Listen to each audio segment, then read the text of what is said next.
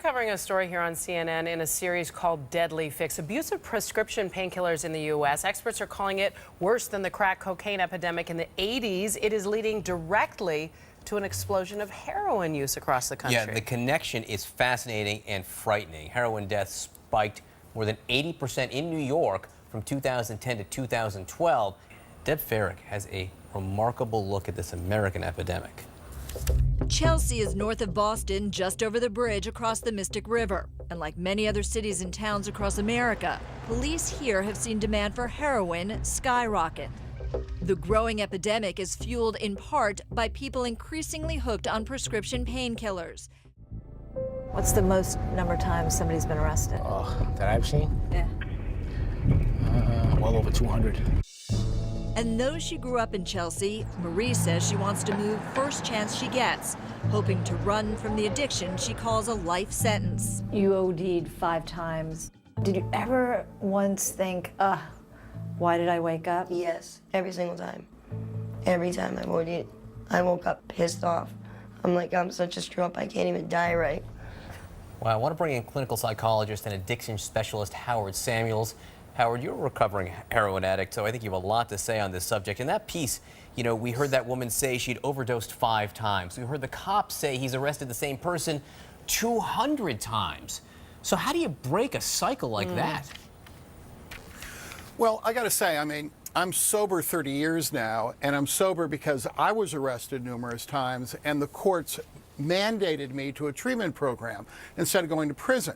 And I think that that's really what has to happen here. We have to have larger drug courts that are sentencing these people not to prison, but to mandatory drug treatment programs so they can really get the help that they need.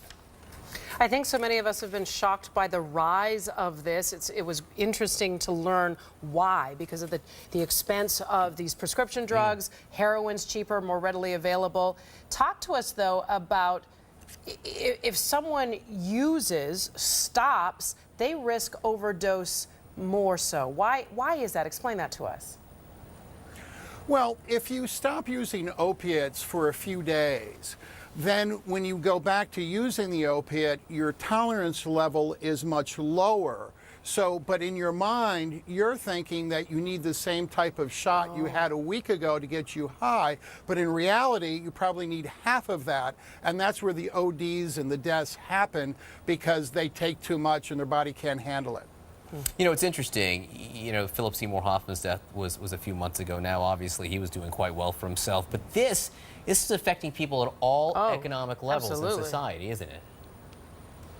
Well, it is. And you've got 2 sort of groupings here. And at my treatment center, The Hills, I have a woman who's 40 years old, a 3-year-old child, and she takes 50 Vicodin a day.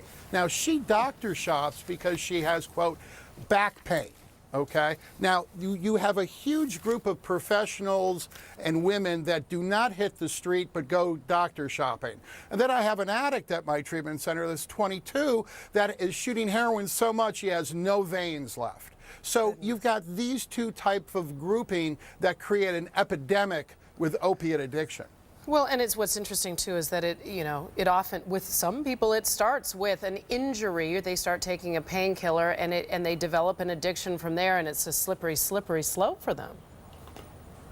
Well, it's very true, but usually what you're going to find out, if it turns into addiction, before the painkillers got involved, they were usually abusing other drugs like marijuana, like alcohol, so they were prone to addiction to begin with.